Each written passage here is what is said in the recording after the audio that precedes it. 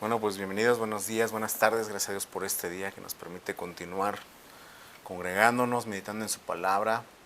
Y como puede ver, hoy corresponde hablar de la iglesia de Filadelfia, la sexta de las 7 iglesias de Apocalipsis, la única a la que no se le reprocha nada directamente. Y para poder entrar en materia, acompáñame a hacer una oración. Pídale a Dios que le hable en este día. No es nada más el tener conocimiento, sino poder asimilar lo que Él tiene para nosotros, ponerlo por obra. Y recuerde que el mensaje a las 7 iglesias finalmente es un mensaje de preparación, amén, antes de la venida de nuestro Señor que estamos esperando. Claramente le habla a cada iglesia que son una representación, ¿no? Un grupo representativo de la iglesia alrededor del mundo, la condición que podemos tener al final de los tiempos y al final aceptar el consejo, ¿verdad? Para estar preparados y poder participar de ese encuentro con el Señor como lo establece la palabra. Amén. Padre Dios, en esta mañana te damos gracias por la vida, tu misericordia, Señor. Gracias por tu paciencia para con nosotros y la oportunidad, Señor, de reunirnos. Como te decíamos al principio de este día, de ese servicio, te pedimos perdón, Señor, de todo pecado, de todo lo malo, aquello que no es conforme a tu espíritu, aquello que nos comportamos desapegados de tu palabra. Señor, ayúdanos.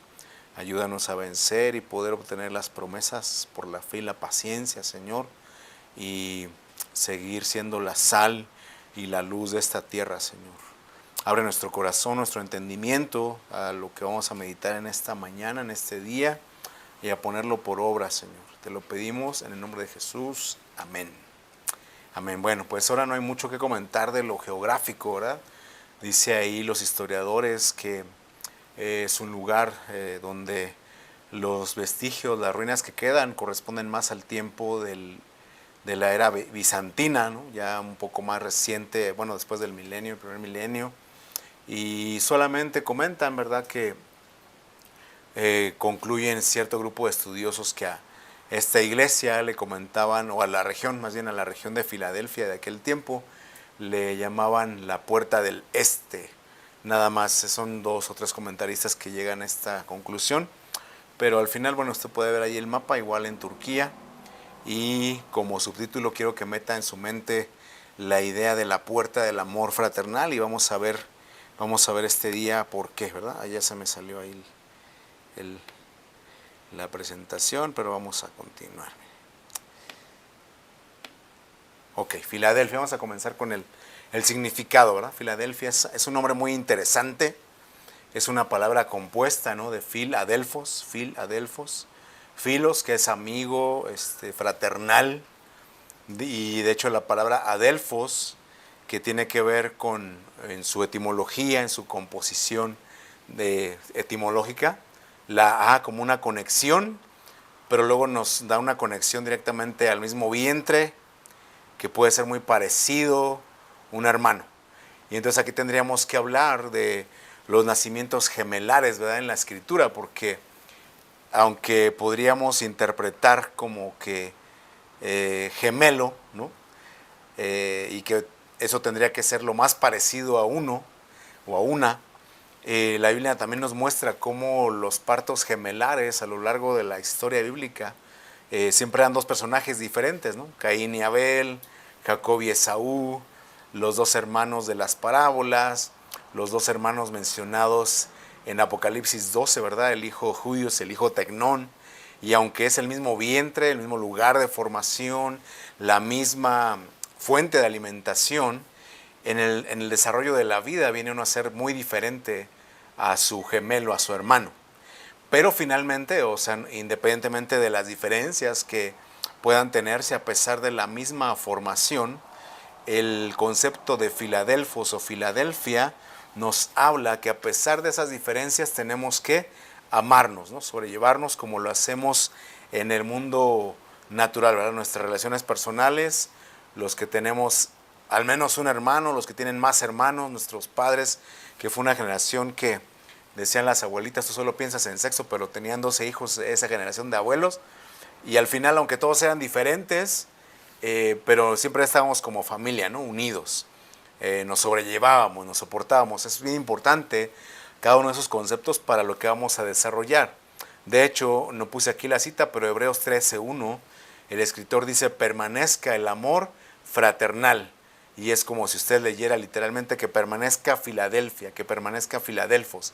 Ese amor filial, ese amor que a pesar de que seas diferente uno de otro, que no estés muy de acuerdo en cómo maneja su vida tu hermano o tu hermana, siempre haya esa capacidad de amar, ¿no? Entonces vamos a partir de ese concepto del amor fraternal, que es el significado de Filadelfia. Amén. Ahora vamos a ir leyendo para no hacerlo tan largo, es un poco denso el leer el pasaje completo, vamos a irlo viendo por partes, ¿verdad? Recuerde que en las iglesias de Apocalipsis hemos visto que cada iglesia el Señor hace una revelación de sí mismo, se presenta de una manera particular. A cada iglesia le hace un reconocimiento positivo, le hace un reconocimiento de lo negativo, le da una recomendación y una promesa de un galardón que puede obtener. Entonces aquí comienza diciendo Apocalipsis 3:7, escribe al ángel de la iglesia en Filadelfia, esto dice el santo, el verdadero. Entonces aquí Jesús se presenta como el santo, como el verdadero, que son dos cosas, dos características de la naturaleza divina. Dice el apóstol Pedro que a través de las promesas y a través del evangelio y el trato que el Señor tiene con nosotros, dice, es para que participemos o llegásemos a participar de la naturaleza divina, específicamente de la santidad. Vamos a ver qué es cada concepto. Mire, por su parte, el aspecto santo le voy a poner el hebreo porque desde Levítico 20, varias veces en el libro de Levítico aparece: sean santos porque yo soy santo, dice el Señor. Y entonces en el hebreo usa la palabra kadosh, ¿no? Para que usted entienda que es santo, porque decía un predicador cuando era joven, dice: el día que ustedes jóvenes vean la santidad o piensen de la santidad como hoy piensan del pecado, es decir, que el pecado, dice, no, fácil peca uno, ¿verdad? De cualquier manera. Dice, el día que ustedes piensen de la santidad como piensan del pecado, que es algo fácil, van a poder desarrollarlo. ¿Por qué se lo comento? Porque entonces dice la Escritura, dice Dios mismo: sean santos porque yo soy santo. Obviamente también la Escritura en Levítico 20 nos habla que es un proceso, ¿verdad? Dice que la santificación, os santificaréis. De hecho, Pablo también dice, la voluntad de Dios es vuestra santificación. Y él aclara y dice, ¿a qué se refiere? Bueno, que te abstengas de fornicación. Es por eso que es tan importante cuidar lo sexual. ¿Ok? Pero, tal cual el concepto de la palabra santo, kadosh, es algo sagrado, algo consagrado, dedicado. Por decir, usted va a ver que cuando uno va a una iglesia, usted va a ver que tienen instrumentos, ¿verdad? Tienen batería, tienen guitarra, teclados, y de ahí, ¿no? Trompeta, saxofón, etcétera.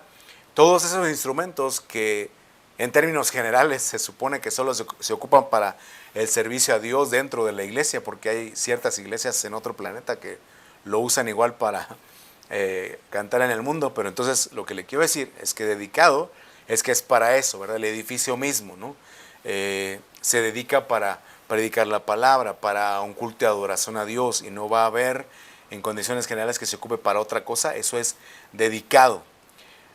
Significa también hacer, pronunciar u observar como limpio, ¿no? Entonces es por eso que, pues sobre todo los cristianos tenemos cuidado, ¿verdad? De las festividades, de las tradiciones, aunque hay una disolución, una mezcolanza, un sincretismo en ciertos sectores, en ciertos grupos, en cuestiones generales procuramos hacer las cosas de una manera limpia, porque eso tiene que ver con la santidad.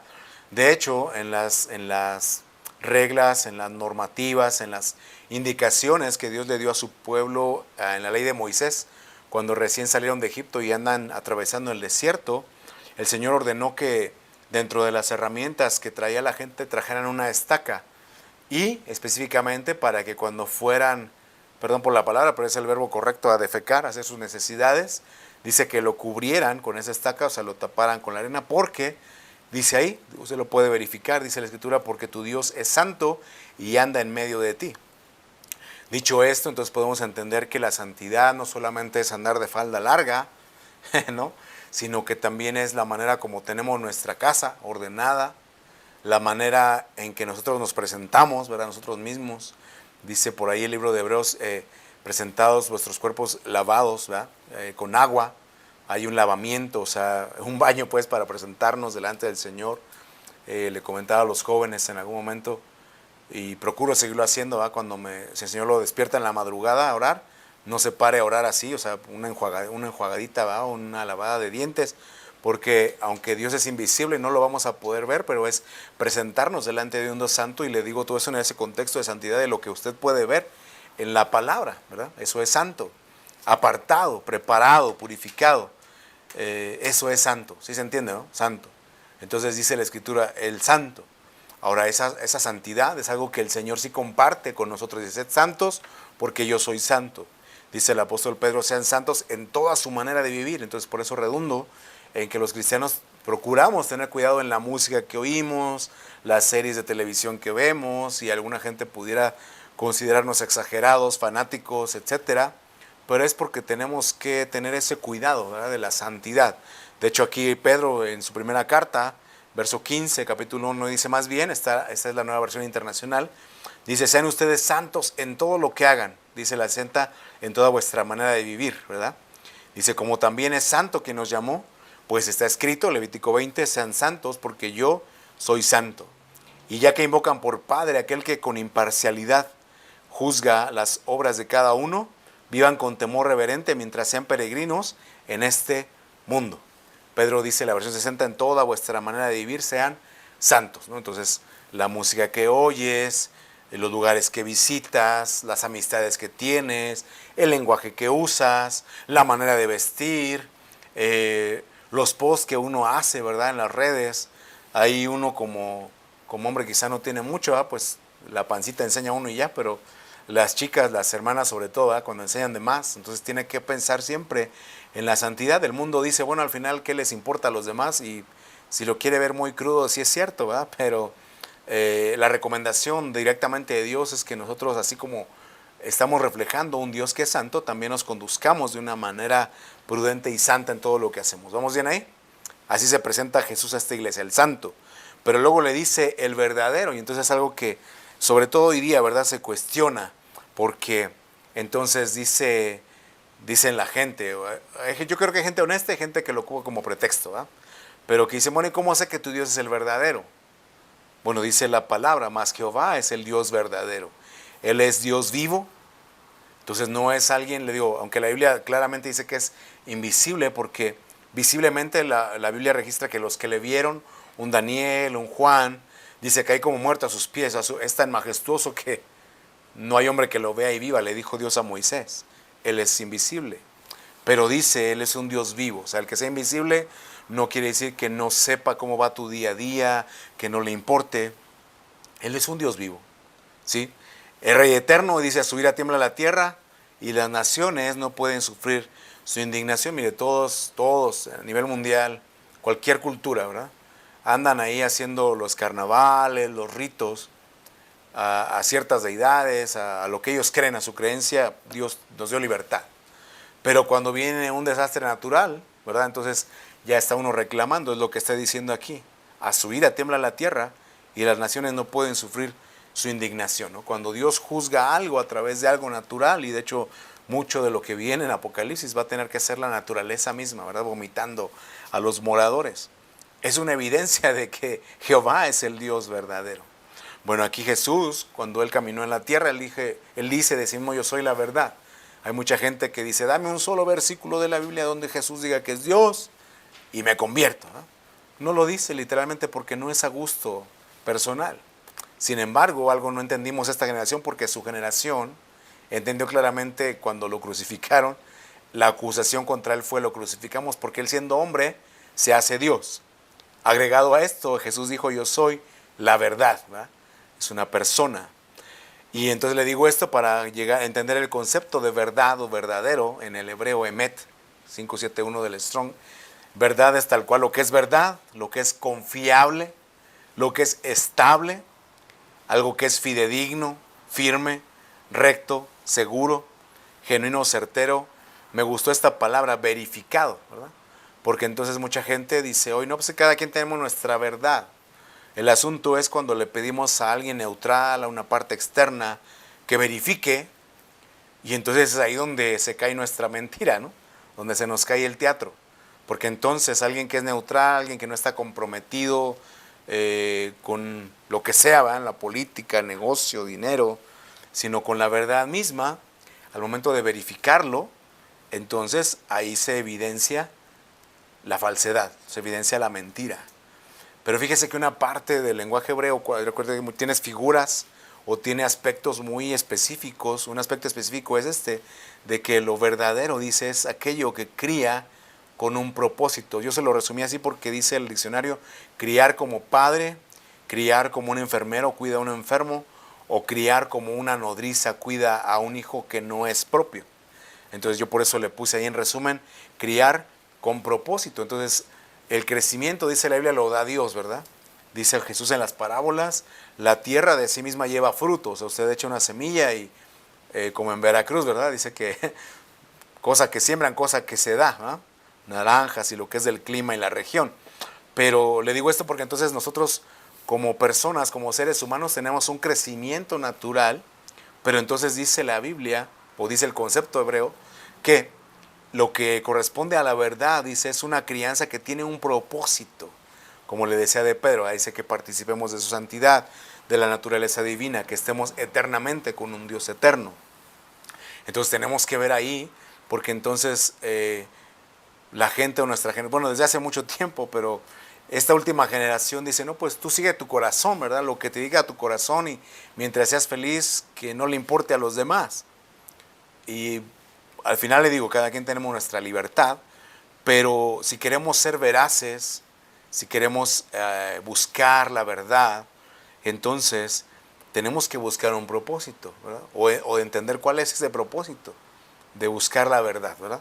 Entonces le digo, hay gente que es muy honesta en sus dudas, en sus preguntas, y hay otro grupo que simplemente se cuelga de lo que alguien dijo sin entenderlo, pero no se da cuenta que en realidad no tiene un propósito, ¿no? Entonces cuando dice el santo, el verdadero, entonces está diciendo es el que es confiable, el estable, el permanente, aquel que va a hacer cumplir su palabra. Todo eso representa cuando el Señor dice de sí mismo el santo y el verdadero. Y luego continúa diciendo 3:7, el que tiene la llave de David, el que abre y nadie puede cerrar, y cierra y nadie puede abrir, ¿no?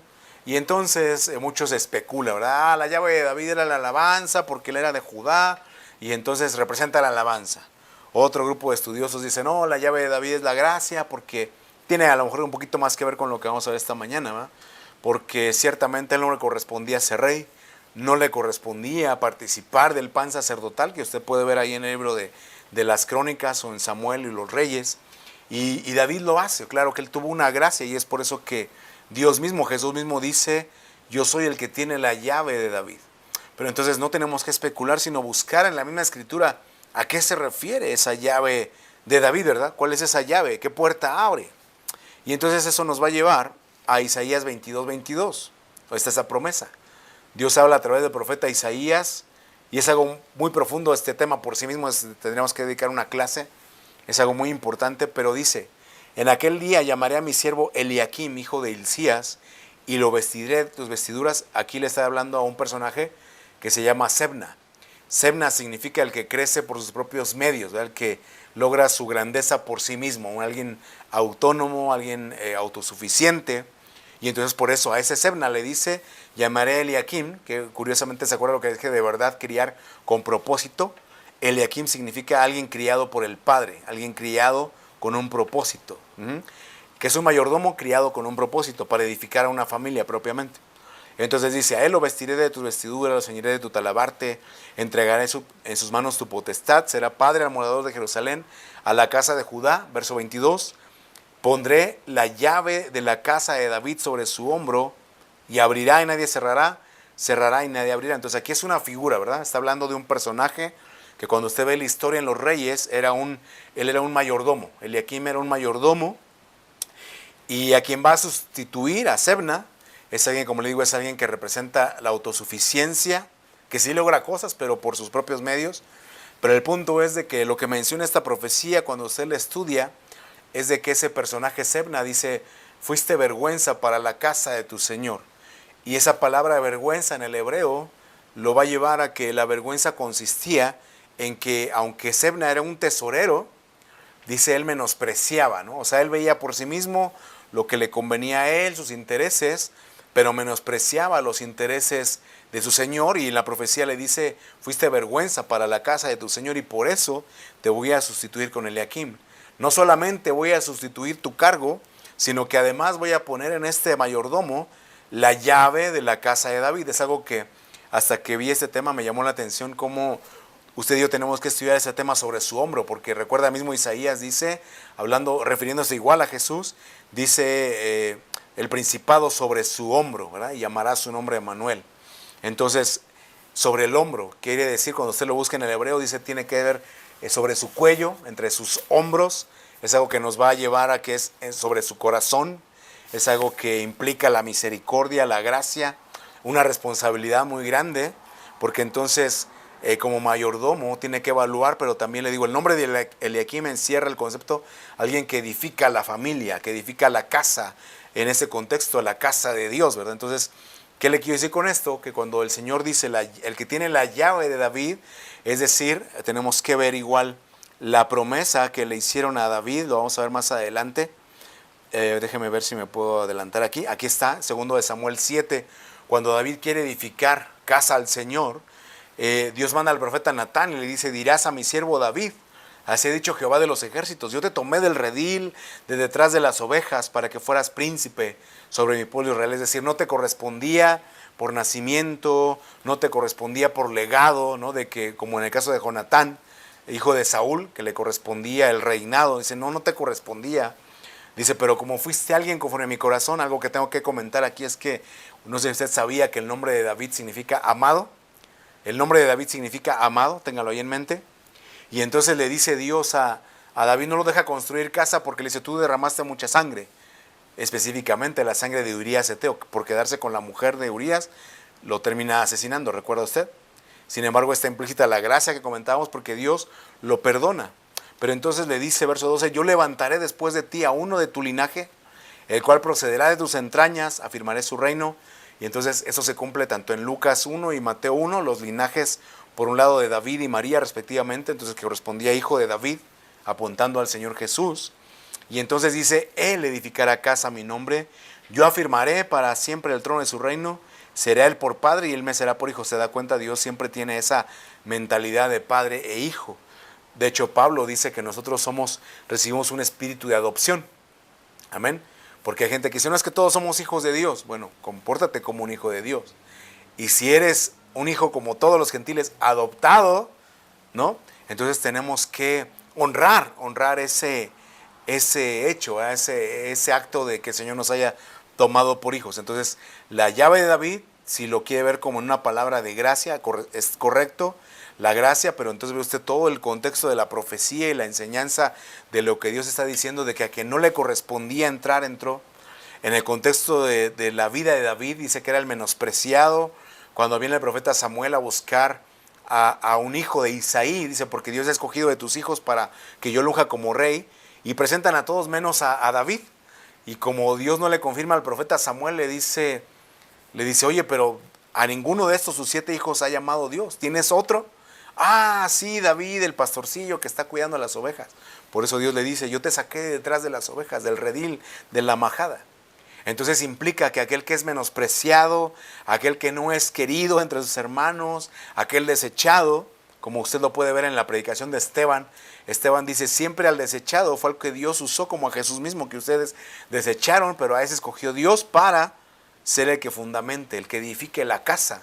No la casa literal, sino la casa espiritual del Padre, la casa de esa familia de Dios. Entonces la llave de David es esa llave que nos permite a usted y a mí accesar a la familia de Dios. El que no tenía familia, entra a una familia. El que no era amado, a llegar con alguien que es amado. Y es bien importante esto porque, fíjese que, me voy a adelantar aquí, dice, quiero comentar esto, mire, el verso 9 de esta iglesia de Filadelfia, Apocalipsis 3, dice, he aquí yo entrego de la sinagoga de Satanás a los que se dicen ser judíos y no lo son, sino que mienten. He aquí, yo haré que vengan y se postren a tus pies, y vea que entonces el Señor no dice y que reconozcan la doctrina, que reconozcan el evangelio, que reconozcan a los cristianos. No, dice, haré que se postren a tus pies y reconozcan que yo te he amado. Entonces vea cómo esta iglesia de Filadelfia va trabajando esa llave de David, al que era menospreciado, al que no querían, al que desecharon, pero que al finalmente Dios acepta. Porque si usted le pone en su Biblia la palabra te amo, no sé si usted ha investigado en su concordancia que le ponga ahí te amo, ¿quién expresó te amo? Y si no entendí mal, el único que le dice a Dios te amo es David, Salmo 18. Dice, te amo, oh Jehová, fortaleza mía, roca mía, castillo mío. Es el único que le dijo te amo. Entonces cuando Dios le habla a Samuel, le dice, he encontrado a un hombre conforme a mi corazón. Es decir, que así como yo amo a mis criaturas, como amo a todos, Él también me ama y me lo dice. Amén. Y entonces por eso usted ve que a Filadelfia le dice, aunque es una iglesia que dice que no le reprocha nada, podríamos entender que reprocha, y lo hemos visto que significa sinagoga de Satanás.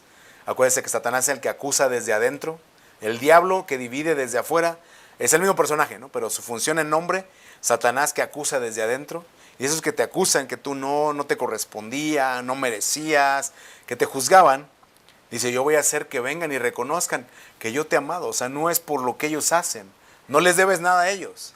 Amén. El que te amó, el que dio su vida por ti, el que te lavó, el que te compró con su sangre es Cristo. Amén. ¿Vamos bien ahí?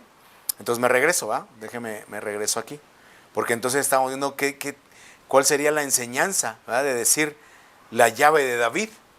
Y entonces vamos a cuando tiene un encuentro con Jonatán, el hijo de Saúl, ¿verdad? Le puse ahí una imagen porque dice que Jonatán quedó ligada a su alma y le dio su espada, su arco, su manto, su cinturón. Y le dice, cuando él hubo acabado, o sea, cuando David acabó de hablar con Saúl, el alma de Jonatán quedó ligada con la de David y lo amó Jonatán como a sí mismo. Y pongo esta referencia porque siempre que se habla de amistad, se habla de David y Jonatán. Aunque nunca dice que fueron amigos, pero sí dice que Jonatán lo amó como a sí mismo, al punto de que cuando tiene un diálogo ahí intenso con su padre Saúl, ¿verdad? Le dice, no te falta más que darle reino a ese David, hijo de Isaí. Le dice, padre, si Dios lo escogió, ¿cuál sería el problema? Si usted está viendo la serie de La Casa de David, a lo mejor se acuerda de ese diálogo, ¿verdad? Que tienen. El punto es de que así también Jesús, aunque no lo amamos de la misma manera, dice, nos ama como a sí mismo. Dice en Juan 17, usted lo puede ver claramente, su oración antes de ir, de partir de esta tierra, el Señor Jesús Padre, habla mucho del amor, dice que así como yo los he amado, ¿no? Los amó hasta el fin, dice la Escritura. Como los amó al principio, los amó hasta el fin, como a sí mismo. Y entonces por eso esta figura de David y Jonatán, ¿sí? Déjeme ver aquí. Ahora dice que tiene la llave de David que abre y nadie cierra, y cierra y nadie abre, ¿verdad? Dice la Escritura. Y no solamente eso, sino que en el verso 8, Apocalipsis 3:8 le dice, conozco tus obras y he puesto delante de ti una puerta abierta, la cual nadie puede cerrar. ¿Cuáles obras? Esas obras de que soportas el vituperio, de que amas a tus hermanos, específicamente a los judíos, a los que te dicen, ustedes no son hijos, no son descendientes, tú soportas ese vituperio. Y entonces, como soportas, le dice, he puesto delante de ti una puerta abierta. Que obviamente si usted ve el relato, o sea, la primera parte es entenderlo literal. En Apocalipsis 4 dice, después de estas cosas, después de ver las 7 iglesias, dice Juan, vi una puerta abierta en el cielo. Entonces puede referirse a una puerta, sí, de escapatoria, como hemos aprendido en Lucas, que dice el Señor Jesús, ora que seas tenido por digno de escapar de las cosas que vienen, lo que llamamos la gran tribulación, y estar de pie delante del Hijo del Hombre. Una puerta abierta. Pero note que el Señor le dice, aquí sí, o sea, es por gracia, pero también por tus obras. Porque podríamos tener la gracia de Dios sobre nuestras vidas y sin embargo dejarnos vencer, ¿verdad? Ante el vituperio, la opresión, el maltrato de muchas iglesias. Y no es así. Y ve entonces cómo va un solo mensaje, porque Juan capítulo 10, el Señor Jesús hablando, refiriéndose a él mismo, dice, yo soy la puerta. Jesús dice, yo soy la puerta, el que por mí entrare será salvo. Pero entonces usted se piensa y dice, bueno, le dice a la iglesia, he puesto delante de ti una puerta abierta, que nadie puede cerrar. Entonces esa puerta abierta será para que yo salga de donde estoy, o será para que entre, ¿no? ¿Qué será? Porque Jesús dice, yo soy la puerta, y dice, entrará y saldrá y hallará pasto.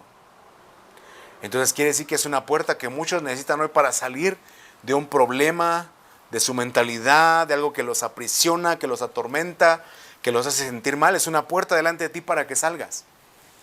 Pero para otros puede ser que es una puerta para que entres, porque la puerta, le he comentado el corito que aprendí de niños, ¿verdad? Una sola puerta hay, más son sus lados dos. Yo estoy adentro, ¿de cuál lado estás, no? La puerta tiene dos lados. Entonces, esta puerta hoy es para unos que necesitan salir de su condición y para otros es entrar a una nueva vida. Amén. Dice, yo le he puesto una puerta que, como él dijo, la llave de David, que cuando yo abro nadie te puede decir que no, pero también cuando yo cierro, porque Apocalipsis es muy claro, dice, estos no entrarán, ¿no? Y ahí menciona un grupo de 18 personas, el 666, ahí están los 18 personas que no van a entrar, o grupos de personas, ¿verdad? Déjenme ver si me faltó algo por acá. Ok, y entonces eso es lo que significa.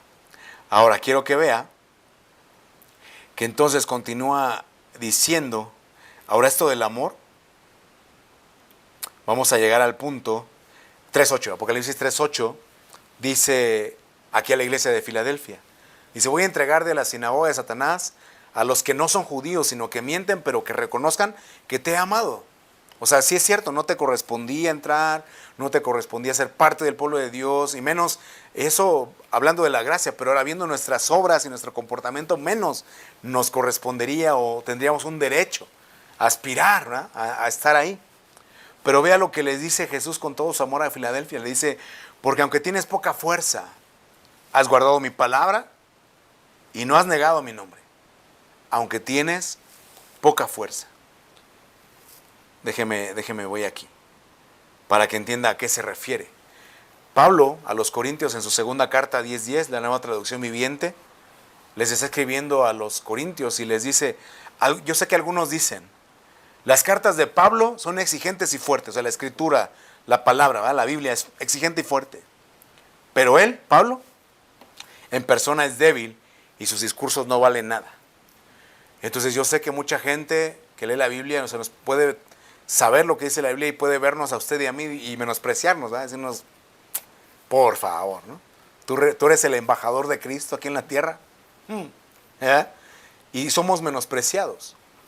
Pero entonces vea cómo eso es algo que Dios le reconoce a Filadelfia, al que tiene un amor fraternal, filial, al que a pesar de que es menospreciado y vituperado, no por eso cambia, porque dice, pero tenemos un solo Padre, un mismo Padre, como dice Efesios, amén. Un solo Dios y Padre, un bautismo, una fe, claro. Y entonces le dice, yo sé que aunque tienes poca fuerza, sé que no es fácil, sé que te debilitas, sé que tienes poca fuerza, pero has guardado mi palabra y has negado mi nombre. Ahora, algo que yo le quiero compartir personalmente de esta poca fuerza, tiene que ver con el amor, todo va a redundar con el amor, ¿verdad? A Filadelfia, al que tiene amor fraternal, le dice, tienes poca fuerza, y eso yo lo veo aquí en Juan 21, el encuentro que Pedro tiene con el Señor Jesús después de que Jesús ha muerto y resucitado, ¿verdad? Después de eso, pues obviamente que Pedro lo negó 3 veces, tal como el Señor le dijo, Pedro, Marcos 14, antes de que el gallo cante 2, tú me vas a negar 3 veces. Marcos 14 ahí lo dice. Y entonces, cuando tiene este encuentro, ¿verdad? Pedro dice, ¿saben qué? Pues pensó que no había resucitado el Señor. Dice, yo me voy a pescar, ¿no? Se va a pescar, lo siguen, por eso le puse ahí los pescaditos, porque dice que el Señor en la orilla le dice, hey, hijitos, ¿no tienen algo de comer? Le dan pescado, dice que los ponen en las brasas. Yo no sé si usted ha hecho esta receta, ¿no? Así sobre la brasa, no frito, sino sobre la brasa, asadito el pez. El caso es de que ya comen, dice, después de que hubieron comido, porque para el Señor es bien importante la comunión. De hecho, no sé si usted ha visto el Padre Nuestro, antes de pedir perdón por los pecados, perdón por las deudas, le pide el pan, ¿no? Padre nuestro que está en los cielos, el pan nuestro de cada día, dánoslo hoy. Y después de tener comunión, después de participar del pan, dice, y perdónanos nuestras deudas. Igual, después de que tenemos comunión con Jesús, el Señor Jesús, si quieres tener comunión con Dios hoy, no te va a venir, no creas que lo primero que te va a decir es reprocharte, pero es que tú lo que estabas pensando en la mañana, lo que hiciste, y anoche cómo andabas, ¿no? Está bien, vamos a desayunar, ¿no? ¿Qué quieres? Pancakes, tocino, ¿no? Jarabe, está bien. Y después de que comen, entonces empieza a platicar el Señor, porque la mesa es un lugar de comunión, de común unión. Y aquí ya el resumen, la tercera vez le dice a Simón, hijo de Jonás, ¿me amas? Y en español leemos, Pedro se entristeció de que la tercera vez le dijese, ¿me amas? Pero es que en el original, ¿qué cree que usa esa palabra? Las otras 2 veces le dijo Jesús, Pedro, ¿me agapeas? ¿Me amas con amor ágape? El amor que te dije que el primer mandamiento es agaparás al Señor tu Dios con todo tu corazón, con toda tu alma. ¿Me amas con ese amor supremo? Y le decía, no, Señor, no. Pedro siempre le contestó, te fileo, como de Filadelfia. Mi amor por ti no es un amor ágape, es un amor filial. Te amo como mi hermano, como mi amigo, te amo. Y entonces aquí Pedro se entristece porque la tercera vez Jesús le pregunta, Pedro, ¿me fileas? Pedro se entristeció. Él esperaba poder amar a Jesús como un amor ágape, ¿verdad? Pero le dice, Señor, tú lo sabes todo. Acuérdese, Marcos 14, Pedro, aunque tú me dijiste, yo mi vida voy a dar por ti, contigo hasta la muerte, como mucha gente, mira, nos promete, no solo a las mujeres les bajan la luna y las estrellas, también a uno como hombre y como amigos. No, carnalidad, yo contigo, mira, ya sabes que conmigo cuentas para todo. Y bien dice la Biblia que todos los hombres son mentirosos, todos quieren lo mismo. Y casi con la misma tijera, ¿verdad? Bueno, no solo las mujeres, también los hombres, como género. Pero entonces le dice Pedro al Señor, Señor, tú lo sabes todo, o sea, yo te dije contigo hasta la muerte, mira, yo mi vida doy por ti. Sabes que te iba a negar y me lo dijiste y yo no lo creí. Tú lo sabes todo. Sabes, o sea, si yo te dijera ahorita, sí, Señor, te agapeo, va a ser una más de mis mentiras como muchos hombres que conozco, ¿eh? Una más de sus mentiras. Yo mismo también, porque así dice la Biblia, sea todo hombre mentiroso. Tú lo sabes todo, no te agapeo. Pero sabes, así como sabes todo, sabes que mi amor por ti es que te fileo, te amo. Usted véalo en el griego, te amo, te fileo. Sí te amo como un hermano. Ahora, si usted lo ve como un amigo, porque es amor filial, amor de amigos, entonces el Señor Jesús les habló de la amistad a sus discípulos. Dice, ya no les voy a llamar siervos, porque el siervo no sabe lo que hace su Señor. Yo ya les he llamado amigos, porque entonces el amigo le hace saber a su amigo todo lo que el Padre le comenta, todos los planes se los revela. Los he llamado amigos. Pero luego también el Señor Jesús, antes de ir a la cruz, les enseñó, hablando de la amistad a sus discípulos, les dijo, ¿saben? Nadie tiene un amor más grande que este. No el amor de una madre, pues ya es su hijo, ¿va? No. Al que alguien ponga su vida por sus amigos. Ese es el amor más grande. Fue lo que hizo el Señor Jesús. Fue lo que no fue capaz de hacer Pedro hasta ese momento. Entonces por eso le dice, cuando Pedro, fíjate todo lo que está implicando aquí, ¿no?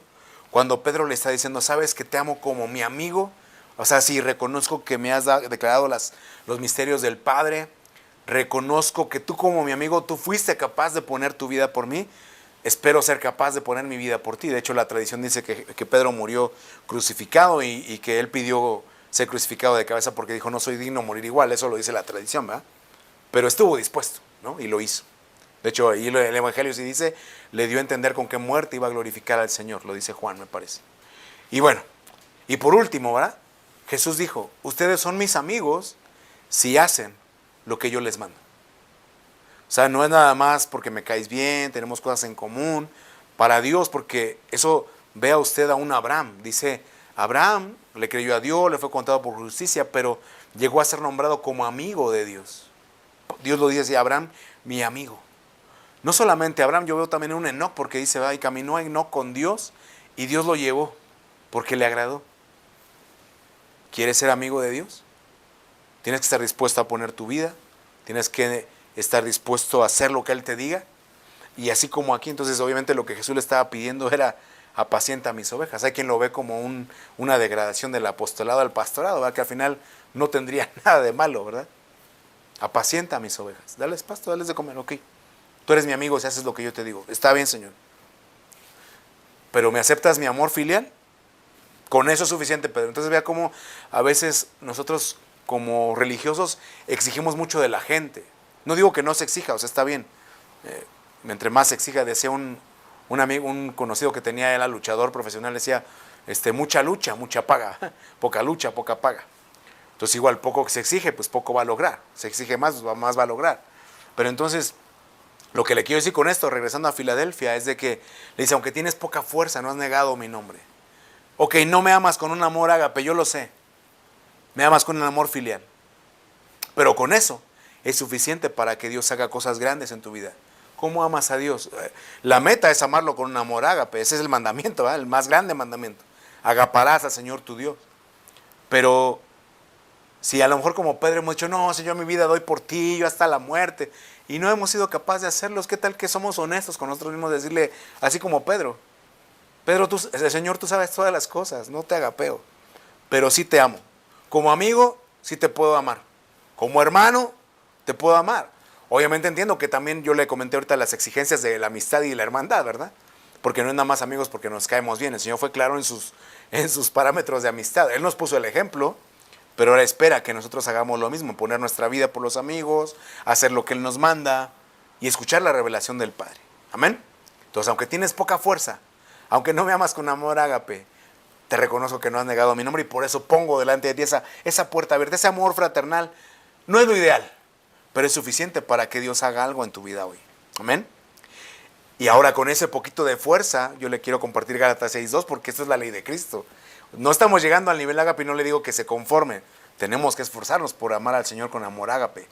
Pero a los Gálatas el 6:2 dice, sobrellevad los unos las cargas de los otros y cumplid así la ley de Cristo. Entonces, yo sé que una frase muy común del lenguaje cristiano es, no estamos bajo la ley, sino bajo la gracia. Ok, pero en esa gracia, Cristo tiene una ley que dice, sobrelleva tú la carga de otro, de tu hermano, aunque no estés de acuerdo, aunque te caiga mal, aunque, como vimos de la sinagoga de Satanás, aunque te menosprecien. ¿Sabes qué? Al final, yo voy a hacer que reconozcan que yo, dice Dios, yo te he amado. O sea, si Él no fue capaz de amarte, quiero que sepas que yo sí. Porque así, hermanitos, ¿verdad? Nomás no nos tragan, ¿verdad? Dicen como chicle, ¿verdad? Nos mastican, pero no nos tragan. Bueno, es un asunto con Dios, ¿verdad? Así, vas a tener que, ese que no tragaste, vas a tener que reconocer que yo lo amé, que yo también morí por Él. Dices, sí, cierto, Señor. Como decía Pablo, el amor de Cristo nos constriñe. Si Él murió, pues todos morimos. Amén. Déjeme avanzar. No has negado mi nombre. Vamos a ver qué más sigue. Ok. Verso 10. ¿Eh? Por cuanto has guardado la palabra de mi paciencia. Yo también te guardaré de la hora de la prueba que ha de venir sobre el mundo entero para aprobar a los que moran sobre la tierra. Entonces le dice, aunque tienes poca fuerza, dice, no has negado mi nombre. No has negado la fe, no has negado mi nombre. Has guardado mi palabra. ¿Verdad? Y entonces ahí usted va a ver versos adelante. Aquí le dice, has guardado mi palabra, pero también le dice, has guardado la palabra de mi paciencia. Dice que Pablo le decía a la iglesia, la palabra de Cristo mora en abundancia en vosotros. Porque aquí dice, has guardado mi palabra. ¿Verdad? Hebreos 6, la doctrina de Cristo, lo que Cristo mismo nos habló directamente. Pero luego nos habla y nos dice que también hay una palabra, un logos, un tratado, una ciencia de la paciencia. Has guardado la palabra de mi paciencia. ¿Qué tiene que ver? ¿Cuál es el meollo de la paciencia? Que no solamente es que creas, que no solamente es que tú y yo tengamos fe, sino que al tener fe, que es certeza de lo que esperas, convicción de lo que no ves, dice Hebreos 11:1, es que esa fe, dice, va a ser probada. Y la prueba de vuestra fe produce paciencia. No hay otra manera. O sea, yo sé que el mundo te dice, no pidas eso, porque no pidas paciencia, porque entonces te van a venir más pruebas, como si fuera una maldición, ¿verdad? Pero lejos de eso, la Escritura nos dice que la prueba de la fe produce paciencia, y luego nos dice, mas tenga la paciencia su obra completa, para que tú también seas perfecto y cabal sin que te falte cosa alguna. Amén. Y entonces vea cómo a Filadelfia, o sea, bueno, tienes la capacidad, tienes poca fuerza, tienes la capacidad de amar a otros como hermanos, como amigos, puede ser, tienes esa poquita fuerza, te va a ayudar para ser paciente, ¿verdad? Para guardar las promesas que se cumplan, tener certeza de lo que esperas y lo que no ves. Bueno, esa fe, que aunque sea como una semilla de mostaza chiquita, ¿eh? Pero que después se hace grande, te va a servir para que si tú la conservas, entonces tú también seas guardado de la hora de la prueba que va a venir sobre el mundo entero. ¿Eh? ¿Qué cosas vienen?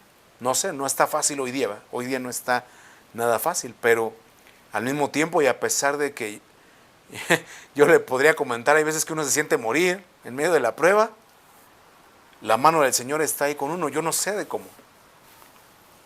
Yo me he sentido morir así en cosas del carácter, de la realidad que enfrentamos, pero de repente la mano de Dios ahí va, una llamada, un texto, un canto que sale, wow, uno está siendo guardado en medio de la hora de la prueba, porque hay gente que todos enfrentamos la misma prueba, pero hay gente que ya no pasa, ¿no?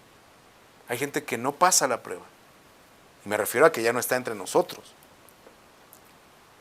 Y luego le dice, verso 11, vamos terminando, he aquí yo vengo pronto, retén lo que tienes. Retén lo que tienes para que ninguno tome tu corona. Si yo le preguntara, si ha puesto atención hasta ahora, en lo que mismo le está diciendo Dios a Filadelfia, en su contexto de lo que hemos hablado, ¿qué tenía Filadelfia? ¿No? Porque le dice, retén lo que tienes. ¿Qué tiene Filadelfia? Entonces le dice, bueno, a ver, vamos a recordar. Le dice, bueno, le dijo que tenía poca fuerza. Si aunque tienes poca fuerza, no has negado mi fe, no has negado, has guardado mi palabra, no has negado mi nombre, ¿va? Entonces tiene fe, tiene palabra y tiene nombre. 3 cosas. Ahorita las vamos a ver. Pero entonces le dice, para que ninguno tome tu corona. Quiero que sepa que en la Biblia hay 2 tipos de corona. Una que es Stefanos, donde viene Stephanie, ¿no? El nombre de Stephanie.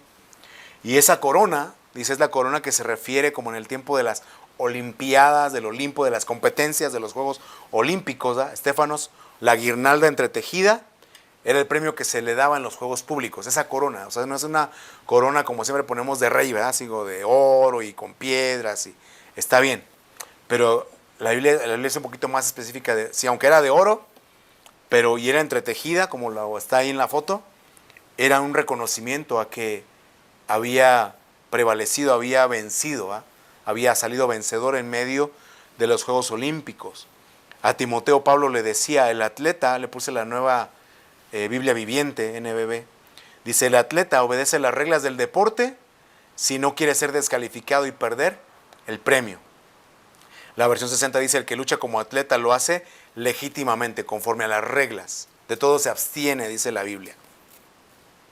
Pero me llamó la atención esta versión porque dice, no quiere ser descalificado ni perder el premio. ¿Se acuerda que Pablo decía? Dice, yo mismo golpeo mi carne, dice, no sea que yo habiendo sido heraldo a otros, venga a ser descalificado. Porque al final Pablo lo menciona así como una carrera. Dice, corramos con paciencia la carrera que tenemos por delante, puestos los ojos en Jesús, el autor y consumador de la fe. Y hablaba mucho del galardón en ese contexto de Juegos Olímpicos. Claro que el Señor también hablaba, dice, vengo pronto y mi galardón conmigo en la otra iglesia, ¿verdad? Entonces, tenemos que ver que dice que retén lo que tienes. ¿Qué tiene Filadelfia? Bueno, tiene amor como hermano. O sea, el amor no es ágape, es filial, ok. Pero también tiene poca fuerza, tiene palabra y tiene el nombre de Dios, ¿verdad? El santo y el verdadero. Entonces dice, si tú retienes eso, dice, ninguno va a tomar tu corona. Aquí no dice que si es la corona de vida, la corona de justicia, si es corona de honra, si es corona de espinas, no dice, pero sí dice claramente que esa corona es para los vencedores, amén. El otro tipo de corona es diadema y esa, bueno, después tenemos que ver a qué se refiere. Pero ahora, en ese contexto de Filadelfia, que quedamos que es amor filial, vea lo que le dice a los tesalonicenses en el 2:19 de la primera carta. Le dice, ¿quién es nuestra esperanza o gozo o corona de gloria? ¿No lo son ustedes en la presencia del Señor en su venida? Entonces, ¿qué quiere decir la idea de Filadelfia de amar a mi hermano? Porque hay gente que a lo mejor somos independientes, pero no podemos decir, pues mira, yo contigo, sin ti, yo voy a llegar al cielo, ¿no? En un sentido muy absoluto, quizás sí, ¿no? Porque la salvación es personal.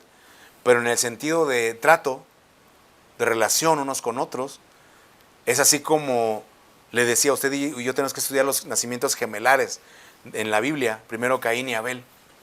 Porque entonces a Caín le pregunta a Dios, ¿verdad? ¿Dónde está tu hermano? Abel, tu hermano. Ahora sí que Abel, tu hermano. Y le dice, ¿soy yo acaso guarda de mi hermano? Y Pablo a los tesalonicenses les dice, ¿quién es nuestra corona? ¿No son ustedes en la presencia del Señor en su venida?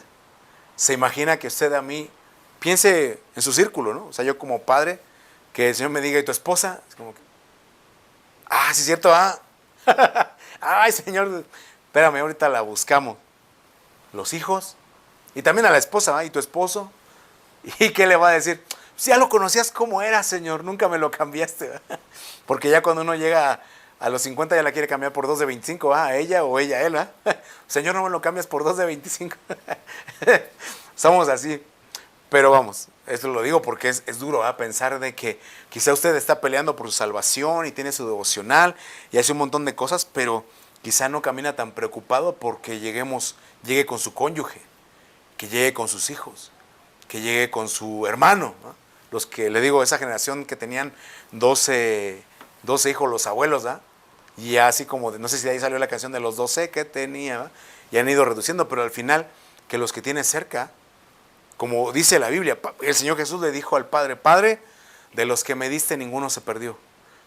El hijo de perdición para que la escritura se cumpliese, pero de los otros 11, aquí están, Señor. De los que me diste, ninguno se perdió. Abel, ¿no? Caín y Abel, ¿soy yo acaso guarda de mi hermano? ¿Se acuerda usted cuando la hambruna, en el tiempo de que Israel fue vendido José, fue vendido a Egipto, ¿verdad? Y entonces Rubén que usurpó el lugar de su padre en alguna circunstancia, ¿verdad? Que le dice, no, se manda conmigo al Benjas y yo lo voy a cuidar. No, a ti no te lo dejo, tú no tienes buena referencia. Pero cuando lo pide Judá, usted lo puede ver ahí en Génesis, la historia 37 por ahí, ¿verdad? Cuando lo pide Judá, entonces le dice, Padre, si no llevamos a Benjamín, no nos van a dar más grano. Mira, mi vida responde por la de él. Y cuando él usa esas palabras, cuando Judá usa esas palabras, dice, mi vida responde por la de mi hermano, aunque Israel no lo quería dejar ir porque era el único que le quedaba de la que amaba, ¿verdad? De José y Benjamín, esos dos hijos de la misma mamá. Él dice, bueno, está bien, conforme a tu palabra, ¿va? Tu vida me responde por la vida del hijo de la diestra, de Benjamín. Y entonces es lo mismo, pensando, porque es el contexto de Filadelfia. Filadelfia sigue así. Hebreos 13, que permanezca Filadelfia, que permanezca el amor fraternal, que permanezca, porque a los tesalonicenses que les hablaban de la segunda venida del Señor, le dice, ustedes son la corona. Le digo esto porque entonces le dice Jesús a la iglesia, ¿verdad? Le dice, retén lo que tienes para que ninguno tome tu corona. No pierdas ese amor fraternal. Aunque los hermanos no te traguen, te mastiguen, pero no te traguen, no lo pierdas. Para que no pierdas tu corona, para que puedas presentarte. Obviamente está hablando del mérito personal, pero también de ese mérito de Señor. Aquí está mi hermano.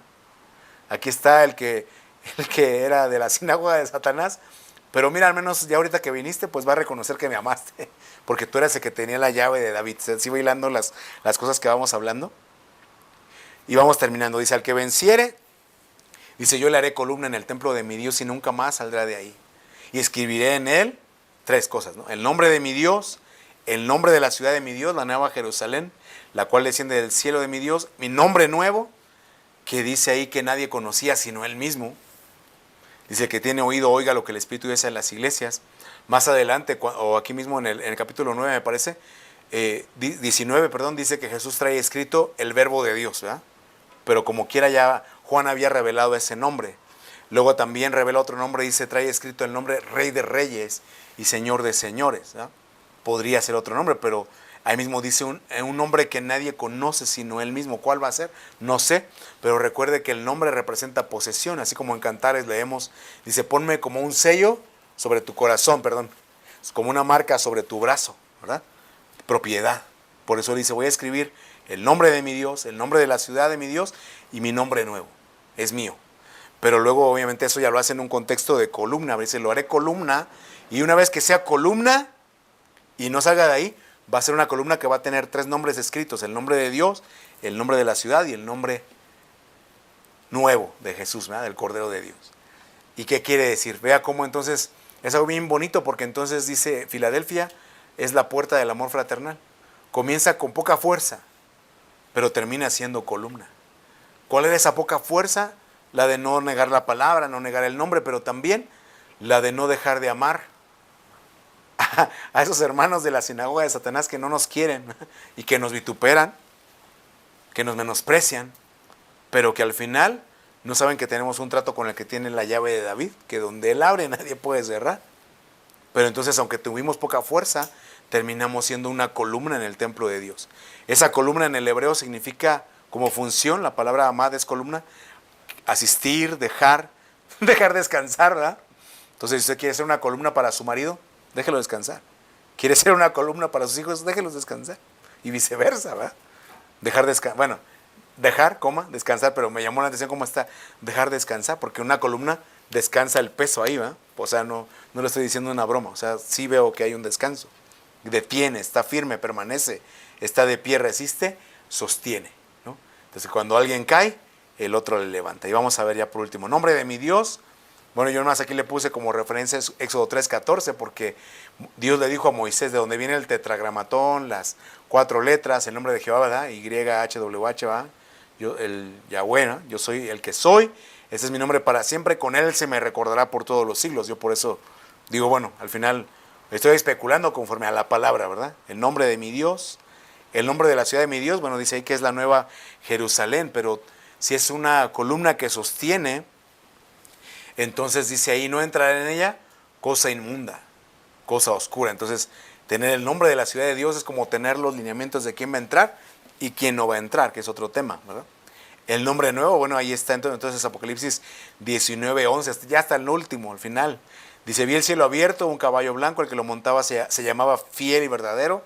Ve entonces cómo nos da funciones, ¿verdad? Dice, el santo y verdadero se presentó aquí. Aquí ya no es santo y verdadero, sino fiel y verdadero. Y hay que ver, cuando usted estudia lo verdadero en la escritura, automáticamente lo va a llevar a lo falso. Ah, está el verdadero Dios, verdadera comida, verdadera bebida. Es muy interesante ese tema de verdadero. Bueno, otro tema. Sus ojos eran como llama de fuego, había en su cabeza muchas diademas. Entonces le digo, una cosa es la corona que uno gana por mérito, por prevalecer, por vencer, y otra es la diadema, la que corresponde a la realeza. Eso luego la estudiamos, la diadema. Se tiene muchas diademas. Y tenía un nombre escrito que ninguno conocía, sino él mismo. Verso 13, estaba vestido de ropa teñida de sangre y su nombre es el Verbo de Dios, ¿no? Pero al final dice, hay un hombre que no conocía, sino él mismo. Wow, entonces eso lo van a poner a esos hermanos Filadelfia. Conclusión. El mensaje a la iglesia de Filadelfia nos muestra los aspectos del amor fraternal, o los efectos del amor fraternal. Si uno logra amar a Dios, ok, no te amo con amor ágape, Dios. Y a veces uno por eso ya no va a la iglesia. A veces es que yo cuando esté bien voy. O que tienes poca fuerza, ¿puedes amar a Jesús como un amigo? Sí, como un amigo, sí. Y por eso los muchachos en México, sobre todo, que hay quienes le predican en la cárcel y es mi valedor, está bien. ¿Lo puedes amar como un amigo? Eso te va a dar una oportunidad de entrar a la familia de Dios. Vas a llegar donde hay gente que conforme a la palabra, es que tú no das el ancho, tú no te corresponde, ¿va? La sinagoga de Satanás. Pero que van a reconocer que Dios te ha amado. Amar y soportar a los que te menosprecian, otra vez, los de la sinagoga de Satanás. Y permanecer firmes como una columna, no solamente para estar en el templo de Dios, sino para sostener a otros y la obra de Dios donde quiera que estemos. Eso es lo que nos habla Filadelfia. Entonces no sé qué le haya hablado el Señor hoy, quizá usted tenía una expectativa muy alta y no le digo que se conforme, no le digo eso, pero si lo poquito que tiene, dice, retén lo que tienes. Para ti a lo mejor es poquito, para ti a lo mejor, o para los judíos es insignificante, no completas la palabra. Pero ¿qué crees? Que estamos delante del que tiene la llave. Tiene la llave de la muerte y del Hades, tiene la llave de la casa de David, de donde va a conformar una familia, un solo reino de los dos pueblos, va a ser uno, dice la palabra, amén. Entonces que con eso poquito no te sientas mal y no te polarices, decir, yo como no lo he logrado, como lo he intentado y no lo he logrado, pues ya mejor lo dejo. No. Tráete eso poquito. Dice, retén lo que tienes porque vengo pronto. Y si logras retener eso poquito que tienes, pues esa poca fuerza, ese poquito amor, entonces dice, ninguno va a tomar tu corona. Te está garantizando que al final tú y yo vamos a prevalecer. Amén. Padre Dios, en esta mañana te damos gracias, Señor, por la vida, por este día, por tu misericordia y por la oportunidad de meditar en tu palabra, Señor. Gracias por este mensaje a la iglesia de Filadelfia, Señor, que sí, es la que no tenía ningún reproche, no como nosotros que seguramente tenemos nuestra misma conciencia, nos acusa, dice tu palabra, de tantas cosas, pero que hoy vemos ese mensaje de amor, ¿verdad? Que aunque tenía poca fuerza, terminó siendo una columna. Que aunque no tenía el amor ágape, porque su nombre implica un amor fraternal, no un amor ágape, sino un amor filial, fue suficiente para poder participar de esa puerta abierta y poder entrar a formar parte de la familia de Dios. Tú sabes cuántos de los que están oyendo este mensaje este día han sido menospreciados, no solamente en la iglesia, quizá en su misma familia, los desechados, los que nadie quiere, los incomprendidos, los humillados, porque no solamente es que a veces no lo amen a uno y lo ignoren, sino que termina uno siendo maltratado, pero que a todos ellos tú le das esta palabra de Filadelfia, aunque tienes poca fuerza, no lo sueltes, no te polarices, no te vayas, retén lo que tienes porque vengo pronto y así ninguno va a poder tomar tu corona, la corona de vencedor, de que prevaleciste, de que terminaste la carrera. Señor, que tu Espíritu Santo nos habilite esta palabra y nos ayude, porque sé que hoy es la palabra, pero mañana es la prueba, Señor. Que mañana que venga otra vez el menosprecio, el maltrato, que venga otra vez la realidad que cada uno enfrenta, que se siente morir, que podamos retener esa poca fuerza y que sea suficiente para prevalecer en tu nombre, Señor. Te lo pedimos y te damos gracias y pedimos tu bendición para esta semana en el nombre de Jesús. Amén. Bendiciones, nos vemos la siguiente ocasión.